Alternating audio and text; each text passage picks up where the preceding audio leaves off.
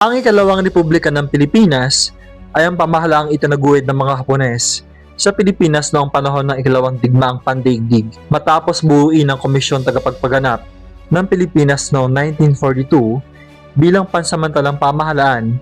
Nagtayo ang mga Hapones ng mas formal na republika upang ipakitang sila nagbibigay ng kalayaan sa Pilipino. Noong October 14, 1943, formal na ipinahayag ang pagtatatag ng ikalawang republika ng Pilipinas sa ilalim ng pamumuno ni Pangulo Jose P. Laurel. May sariling konstitusyon at mga sangay ng pamahalaan, ngunit mahigpit pa rin na kontrol ng Hapones ang mga mahalagang desisyon, lalo na sa militar at ekonomiya. Layunin nitong ipakita sa buong mundo na ang Pilipinas ay malaya na mula sa mga Amerikano, ngunit sa realidad ay bahagi ito ng propaganda ng Hapones.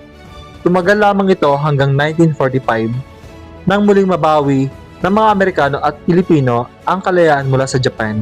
Ang ikalawang republika ng Pilipinas ay hindi tunay na malaya.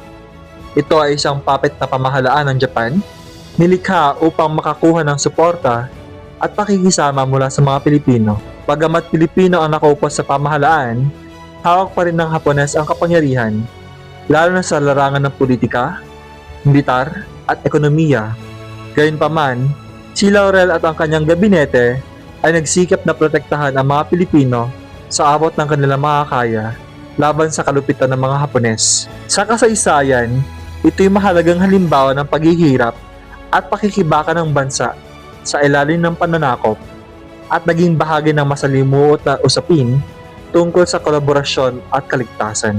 Maraming salamat po sa panonood. Huwag kalilimutang i-like ang video at mag-subscribe sa ating YouTube channel. Thank you!